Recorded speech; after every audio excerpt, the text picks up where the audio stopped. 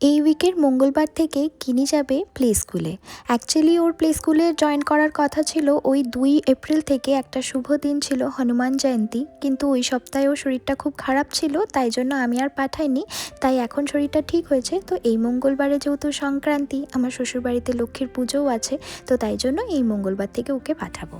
Play school বলতে আমি বাইরের কোনো বড় স্কুলে ওকে দিচ্ছি না, আমাদের এখানেই কমিউনিটির ভেতরেই একজন নিজের বাড়িকেই প্লে স্কুলে ট্রান্সফর্ম করেছে আর ওখান থেকেই ও চালায়, তো ওর কাছেই আমি দিচ্ছি, কারণ ওটাই আমার কাছে সেফেস্ট অপশন মনে হয়েছে এই সিচুয়েশনে। আর যেহেতু বাড়ির কাছেই, আমি চট করে কোনো অসুবিধা হলে যেতে পারবো, দিয়ে আসতে পারবো, আনতে পারবো। আর বাইরে দিলে তো বাস অপশন, বাসে করে পাঠাতে হবে, তো হয় আমাকে ওখানে বসে থাকতে হবে গিয়ে, আর নয় চট করে কিছু হলে যেতে হবে। দুটো অপশানই আমার ঠিক লাগেনি, কারণ আমি ওখানে বসেও থাকতে পারবো না, আর যেহেতু আমি ড্রাইভিং জানি না, আমি চট করে যেতেও পারবো না। তাই কমিউনিটির ভেতরে এরকম একটা যখন অপশান আছে, আমার ওটাই বেস্ট মনে হয়েছে। আর গিনিকে এখন প্লে স্কুলে দেওয়ার আমার একটাই রিজন, সেটা হচ্ছে ও না, ওর লাইফটা খুবই মা সেন্ট্রিক হয়ে যাচ্ছে।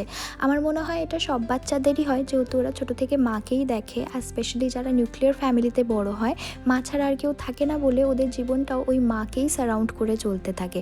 কিন্তু আমি ইদানিং ওর মধ্যে এটা দেখতে পাচ্ছিলাম যে ও বাইরের কারোর সাথে ইন্টারাক্ট করছে না, বাইরের বাচ্চাদের সাথেও খেলছে না। স্পেশালি আমার মা, মনি এরা যখন ফোন করে ভিডিও কল, ওদের সাথেও কথা বলতে চায় না, খুব বিরক্ত হয় আর অদ্ভুত আচরণ করে। তো আমি আর ওর বাবা এইসব দেখে ভাবলাম যে এটা হাই টাইম ওকে একটু বাইরের জগতের সাথে ইন্ট্রোডিউস করানো, যাতে ও মায়ের বাইরেও যে জীবন আছে, বা অনেকে এরকম আছে যাদের সাথে ওকে ইন্টারাক্ট করতে হবে, এটাও আস্তে আস্তে শিখতে পারে। আর স্পেশালি স্কুল গোয়িং হ্যাবিটটা যেন ও হয়, যে মাকে ছেড়েও কিছুটা সময় থাকতে হয়, এই হ্যাবিটটার জন্যই আমার ওকে প্লে স্কুলে দেওয়া। প্লে স্কুলের মোটো পড়াশোনা শেখানোও না, বা খেলাধুলা বা এসবেরও না, জাস্ট একটু স্কুল গোয়িং হ্যাবিট করা আর বাইরের জগতের সাথে একটু ইন্ট্রোডিউস হওয়া, আর একটু ইন্ডিপেন্ডেন্সি, এই জন্যই আমার ওকে স্কুলে দেওয়া। তো দেখা যাক কেমন কী যায়। আর এটা ছিল আগের সপ্তাহের মঙ্গলবারের ক্লিপ। ওই যে ঝিঙেটা এনেছিলাম, ওটা দিয়েই বানিয়েছিলাম ঝিঙে পোস্ত, মানে তিল দিয়ে আর কি।